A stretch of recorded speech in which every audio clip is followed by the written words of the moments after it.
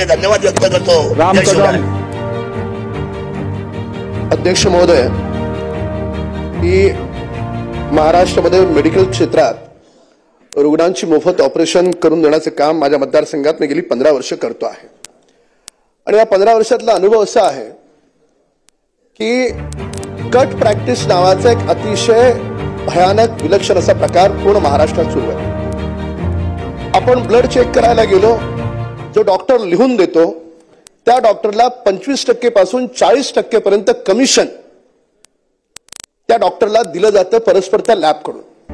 म्हणजे एखादा रुग्ण एखाद्या हॉस्पिटलमध्ये ऍडमिट जरी झाला तरी तिथे 25% पासून 40% पर्यंतची कट प्रॅक्टिस आहे।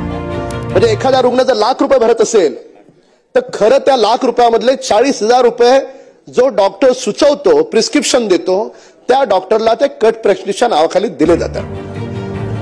अध्यक्ष महोदय, झोपडपट्टीत राहणाऱ्या गोरगरिबांना कसं परवडणार आहे? आणि मी पूर्ण माहिती घेतली। चेकनी पैसे देतात हे लॅबवाले, हे हॉस्पिटलवाले चेकनी पैसे देतात त्या डॉक्टरला।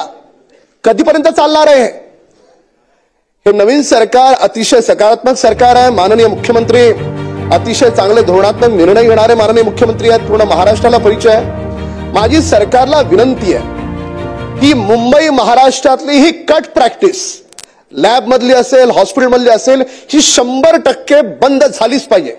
त्याच्यासाठी काही कायदा करावा लागत असेल, कायदा करण्याची आवश्यकता असेल, जरूर कायदा करावा।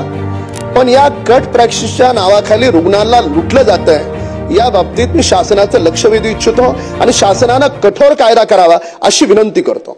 आणि जाता आता माझ्या मतदारसंघामध्ये पाण्याचा जो प्रश्न आहे त्या संदर्भात मी पाण्याच्या टाक्या पास करून घेतल्या, पण तिथे लोक आग्रह असा होता की मैदानाच्या खाली टाकी बनवू नका। जी वर्क ऑर्डर झालेली आहे, फक्त जागा बदलायची आहे। तर बीएमसी विक्रोळीला बीएमसीचं मार्केट आहे, त्या ठिकाणी पाण्याची टाकी लवकरात लवकर त्या टाकीचं काम सुरू व्हावं आणि माझ्या मतदारसंघातली टोटल जुनी गंजलेली सडलेली पाईपलाईन बदलण्याचं काम महापालिकेनं हाती घेतलं टप्प्याटप्प्यानं, ते देखील गतीनं व्हावं अशी माझी सरकारकडे महापालिकेला निर्देश द्यावेत अशी विनंती आहे। एलबीएस रोडवर मी जवळपास 4.2 किलोमीटरचा 700 कोटीचा ब्रिज पास करून घेतलाय, आरसीटी मॉल पासून कुर्ल्याला बैल बाजार पर्यंत।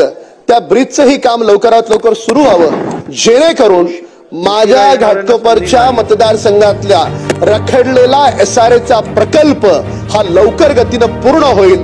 कारण माझ्या घाटकोपरून जर बीकेसीला 10 मिनिटात त्या ब्रिजमुळे लोक जाऊ शकली किंवा बीकेसीतून येणारा माणूस माझ्या घाटकोपरला 10 मिनिटात येऊ शकला तर माझ्या पूर्ण घाटकोपरचे रखडलेले एसआरएचे प्रकल्प तेज गतीनं पूर्ण होतील।